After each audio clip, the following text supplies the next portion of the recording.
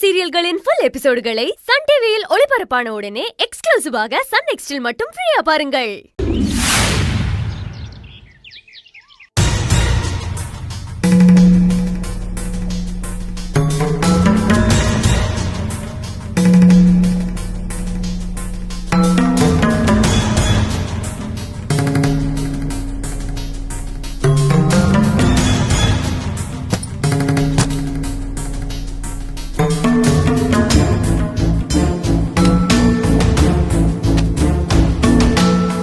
உங்க ஜாதகத்துல மாங்கல்ய தோஷம் இருக்கு.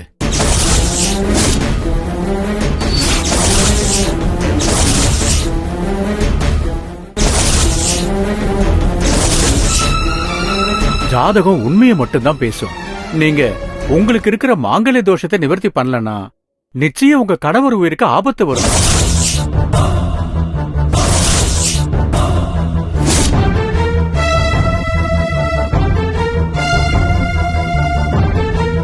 ஐயா, ஏற்கனவே மாமா ஒரு பெரிய ஆபத்துல இருந்து தப்பிச்சிருக்காரு.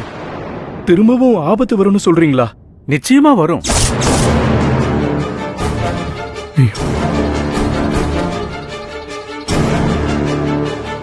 ஏதோ நீங்க வணங்குற இஷ்ட தெய்வம் உங்க கணவரை பெரிய விபத்திலிருந்து காப்பாத்தி இருக்கு. அந்த ஆபத்து இன்னொரு முறை தொடராம இருக்கணும்னா அதுக்கு உண்டான பரிகாரத்தை நீங்க செஞ்சே ஆகணும். என்ன பரிகாரம் வேணாலும் நான் செய்ய தயாரா இருக்கேன். சொல்லுங்க, நான் என்ன பரிகாரம் செய்யணும்? இனி காலத்தை தள்ளி போடவே கூடாது. நீங்க உடனே பரிகாரம் செய்ய வேண்டிய நேரம் வந்துருச்சு. வர வளர்பிறை முகூர்த்த நாள்ல ஏதாவது பழமையான சக்தி வாய்ந்த அம்மன் கோவில்ல வச்சு உங்க கழுத்துல உங்க கணவரால கட்டப்பட்ட அந்த தாலியை கழட்டி கோவில் வண்டியில போட்டுடுங்க.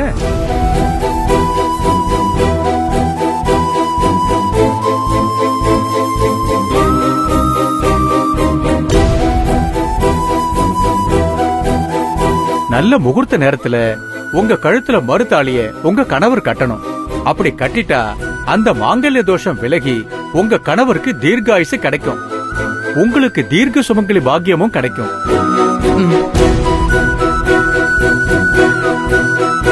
ஐயா, இதெல்லாம் பண்ணதுக்கு அப்புறம் எங்க மாமாவுக்கு எந்த ஆபத்தும் வராதுல்ல?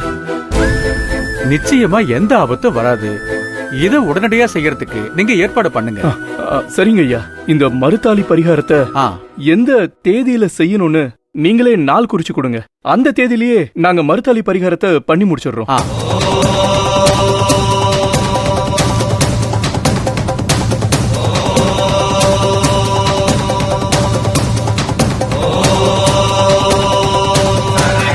வர்ற வெள்ளிக்கிழமை 11ஆம் தேதி நல்ல முகூர்த்த நாள், வளர்பிறை முகூர்த்தம். அந்த நாள்ல நீங்க மறுத்தாளி சடங்கு செஞ்சு முடிங்க. சரிங்க, வர வெள்ளிக்கிழமை அதுக்கான ஏற்பாடுலாம் பண்ணிடலாம். நல்லது. அப்படா உத்தரவு வாங்கிக்கிறேன். வாங்க. வரேன்.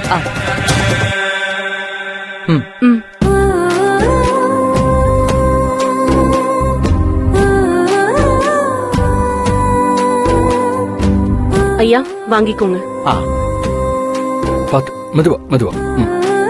நல்லதுமா. ரொம்ப நன்றி. வாங்க. வரேன். வாங்க. நன்றி ஐயா.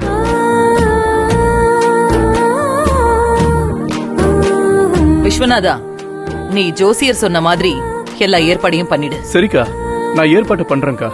ஏதாவது வேணும்னா போன் பண்ணு.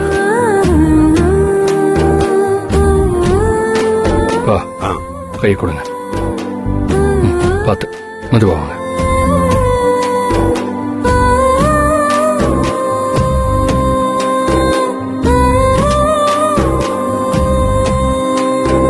மம்மி, கல்யாண வயசுல மகனை வச்சுக்கிட்டு இது என்ன மம்மி மறுத்தாலி அது இதுன்னு இந்த ஜோசியர் ஏதேதோ உளறிட்டு இருக்காரு. அவர் சொல்றத நம்பி இவங்களும் சரி சரின்னு சொல்லிட்டு இருக்காங்க. வயசான காலத்துல மறுத்தாலி கட்டுற பரிகாரம்லாம் தேவையா? ரேஷ்மா, நீ இந்த காலத்து பொண்ணு, உனக்கு ஒண்ணும் தெரியாது. இத பண்ணலன்னு வச்சுக்கோ, உன் மாமா உயிருக்கு ஏதாவது ஆபத்து ஆயிடுச்சுன்னா என்ன பண்ண முடியும்? அதனால அவர் உயிரோட இருக்கணும்னா இதெல்லாம் பண்ணிதான் ஆகணும். என்னமோ சொல்றீங்க, எனக்கும் நம்பிக்கை இல்ல. சீக்கிரம் எனக்கும் செழியனுக்கும் கல்யாணம் ஏற்பாடு பண்ணுங்க. எனக்கும் செழியனுக்கும் தான் கல்யாணம் நடக்கும்னு விதி இருக்கு. தேவையில்லாத ஆசையை வளர்த்துக்கிறியே. நான் உனக்கு எப்படி சொல்லி புரிய வைக்க போறேனே தெரியல.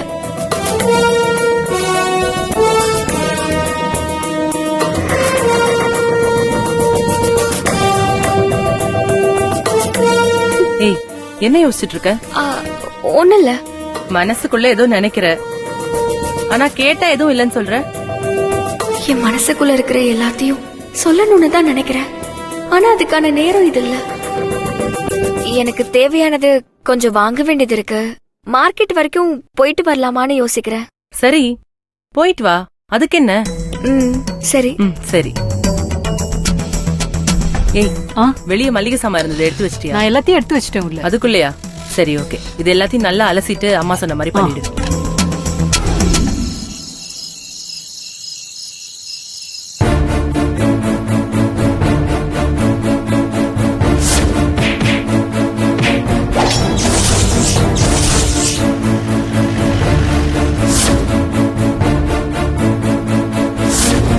யாரையும் விட மாட்டேன். நான் எங்க வேணாலும் திரும்பவும் கலைவாணியை தூக்க வருமல்ல.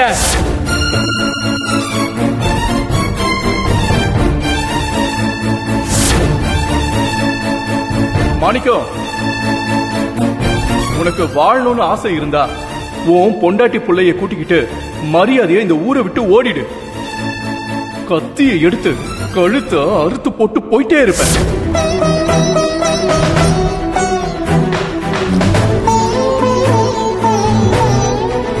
என்னங்க, என்ன யோசிச்சுட்டு இருக்கீங்க? இந்தாங்க காப்பிய குடிங்க.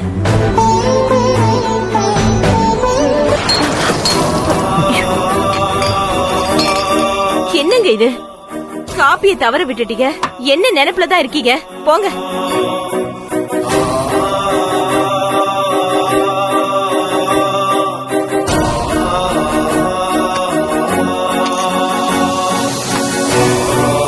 வாழ்க்கையில தவற விடக்கூடாததெல்லாம் தவற விட்டுட்டேன்.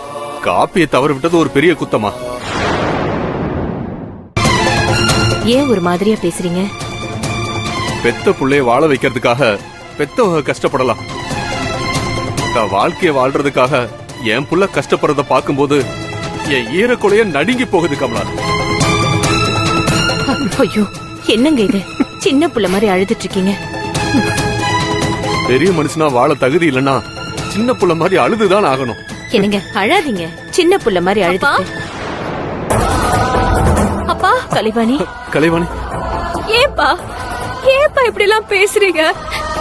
பெரிய மனுஷங்கிற போர்வேல சின்ன மனசோட வாழ்றவங்க தான் இந்த உலகத்துல அதிகம். ஆனா நீங்க அப்படி இல்லப்பா. மத்தவங்களுக்காக வாழ்ந்தவங்க.